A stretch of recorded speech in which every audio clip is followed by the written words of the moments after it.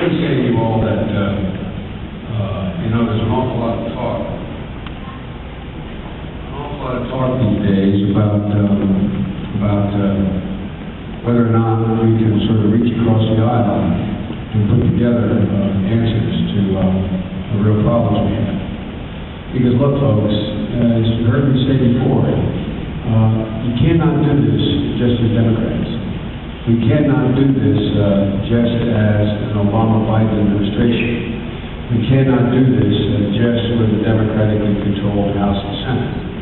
In order to deal with the issues that animated my interest and Barack's interest and why we're running, there's a need to actually unite people in this country. It's a phrase used a lot, but it doesn't usually materialize, because at the end of the day, the sort of rank partisanship that prevails in Washington seems to always end up grabbing hold. What we need to do in Washington is what John Lynch has done here in the state of New Hampshire. John Lynch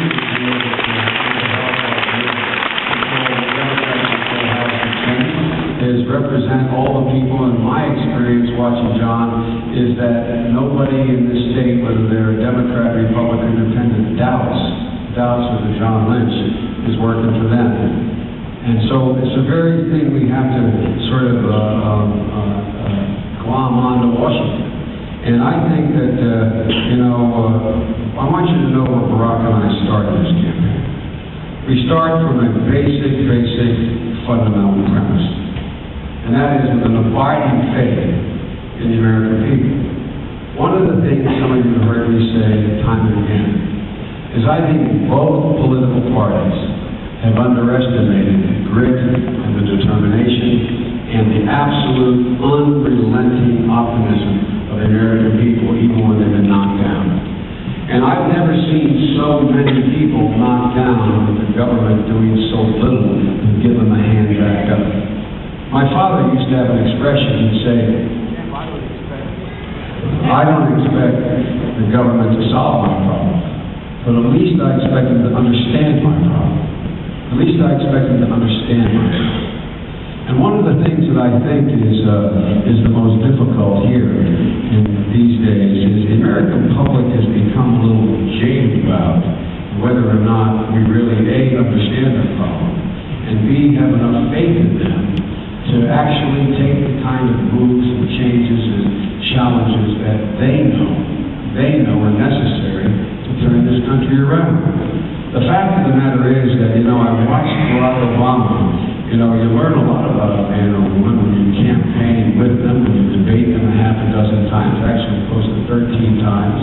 When you watch how they react under pressure, when you watch how they deal with the very people you're out there trying to convince. And Barack Obama, I think, tapped into something that few people, at least in the time I've been in the United States Senate, since 29 years of age, have actually tapped into. There was something going on. You felt it.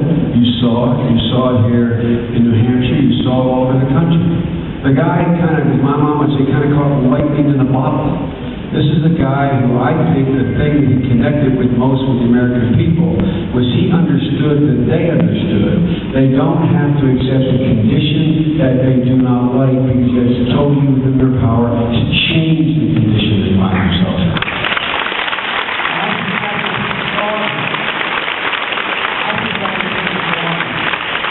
I watched how people reacted to him when I was campaigning, trying to get the nomination at the same time he was. And I've watched him. I've watched him since we've joined together. And by the way, if you have to wonder whether or not we fit together, just take a look. This is the most comfortable fit, I would argue, with a vice president and a president in a long time.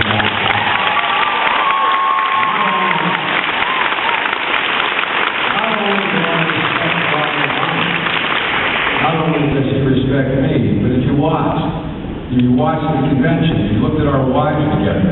I mean, as we're leaving on a 4-day bus trip, I saw Michelle walk over to Jill and give her a hug and say, I love you. And Jill said the same thing. That sounds corny, but you women in here understand that, do you? Guys don't quite get it.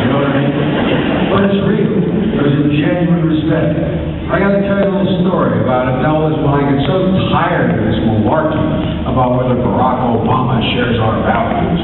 Joe Biden's from the working class, all this malarkey. Well, I tell you what, I'll give you the best illustration I can about the kind of family that Michelle and Barack have, and the extended family they have. If you got to look at her brother, what an incredible speech Michelle Obama made. I think that's what the it opened up and shined a light on who these folks are. They're just like us folks. They're real family. And it's going out to the convention on the third night. I got a little granddaughter. I have 4 little granddaughters. The great thing about granddaughters is they're crazy about their pop. I tell my son Hunter, who's with me, stand by. Hunter, raise your hand. That's my son Hunter. And his number 2 daughter, my granddaughter, her name is Vivian Biden. We just had her 10th birthday on Monday. And at the third day of the campaign, it was Tuesday night, I'm literally leaving to go to the convention, and little old Finn, this beautiful little blonde-haired kid, is just all what her name implies. She pulls me on the coach and said, "Pop, I got to talk to you." And I said, "Sure, baby, what do you have to talk about?" She said, "We need a sleepover." And I said, "Well, what do you mean, honey?" I said, "We can talk about it when we get home." She said, "No." She said, "Well, Watts girls are talking to him right now." And I said, "Well, what do you mean, baby?" She said, "Well, Watts girls and the 3 of us, we're going to have a sleepover." I said, "Okay, Pop." We did.